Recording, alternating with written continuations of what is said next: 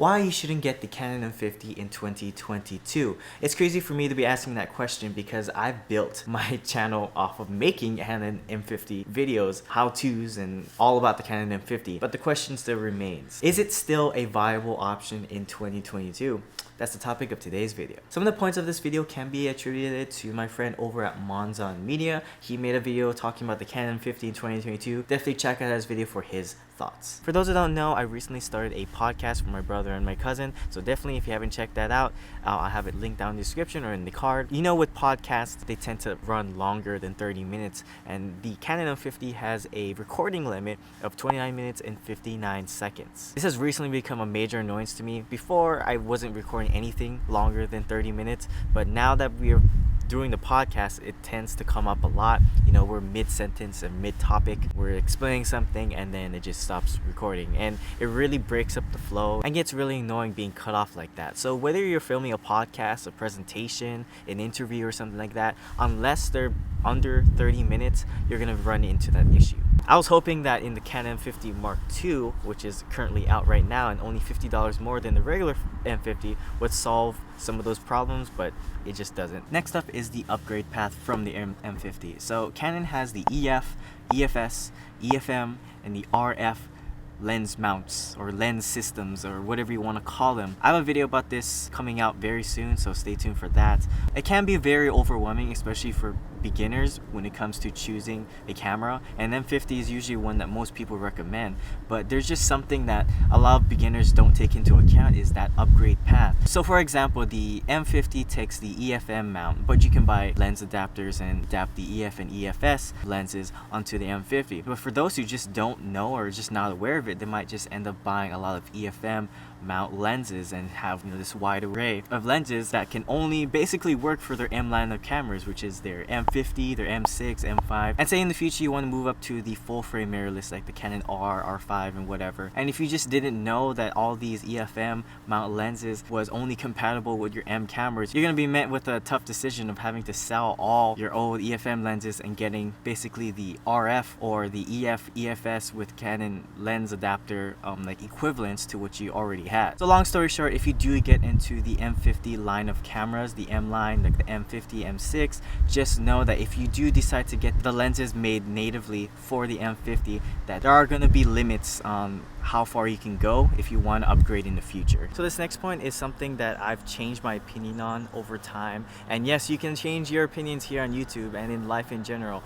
That's just how life is. So before, I wasn't really a big fan of 4K because of their large file sizes. You needed like a better laptop or better processor to even process the files. And you know, most people just don't really care, you know, 4K wise. But as of recently, for me at least, I started paying a lot more attention to 4K. Over time, I just started having a better appreciation to 4K. And naturally, when it comes to the videos I make, I want to start making videos that look like that. So 4K has slowly been becoming something that I want, and especially in my travel videos. You know, I want to get the highest resolution possible for my travel videos because the places I am going are really nice places. I want to showcase that in my videos. But the 4K on the M50, there's just a lot of barriers that you need to overcome in order to use it effectively. The first thing being that heavy crop. So it crops pretty heavily when you go into 4K, almost unusable in some cases. I've made a lot of videos trying to basically compensate for that and try your best to use the 4K.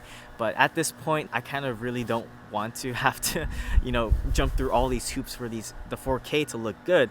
And in addition to that, the 4K's autofocus is just unreliable. It relies on this contrast detection autofocus that just works sometimes in very bright settings, but then as you lose more and more light, it tends to hunt a lot. And especially when you're making vlogs, that's a little bit of a problem. If you're in a very controlled environment, it's not that big of a deal because you can control the autofocus using like focus peaking, or you can use the 1-point autofocus and stuff like that. Even on my phone, I have the Galaxy Z Flip 3, and this thing shoots 4K 60, and this is only a phone. It's just really sad to see my phone does a better job shooting 4K than my own camera.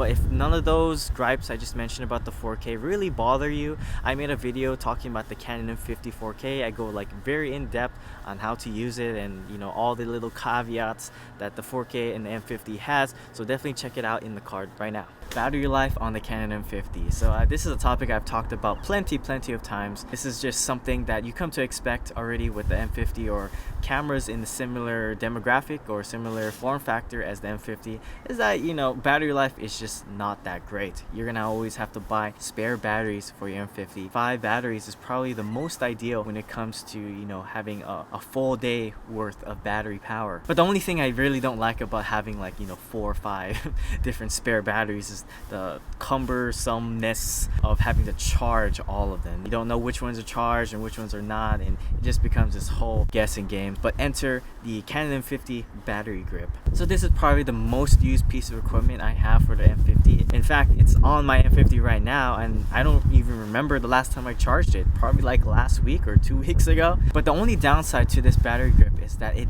basically doubles the size of your M50. I know for a lot of people who are buying the M50 or cameras just like it are buying it because of the small compact size. Some people would rather just have all the smaller batteries than have a big battery grip. I gotta admit that the M50 is a great small camera. I recently took it off the grip because I needed to take like a thumbnail or something, and just having it just the camera, I was like, wow, this is a really tiny camera, and it's really nice to have such a powerhouse of a camera in such a small form factor. So taking all the cons that I mentioned in this video, from the recording limit to the 4K, the upgrade path, and the battery life, is the Canon M50 still a viable option in 2022?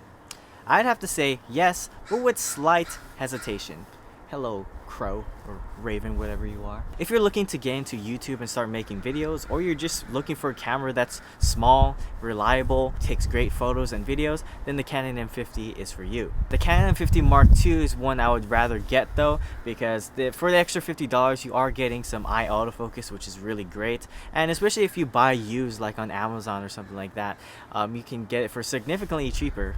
Maybe not significantly cheaper, but you will get it cheaper than buying it brand new. As a matter of fact, the M50 I'm using right now is a used M50, and I've been using it for like almost 4 years now, so there's a testament to that. But if you're looking for a 4K camera that can do 4K really well, and you can record past 30 minutes and maybe have great battery life, maybe the M50 is not quite for you. If you just got your M50 and you're still learning how to use it, I compiled a playlist called Canon M50 User's Guide, which basically goes over all the features of the M50 and some tips and tricks and all those good stuff, so you can start making content with your brand new or used M50. So I'll have it up on the screen right now for you guys to check it out, but I'll see you guys in the next one.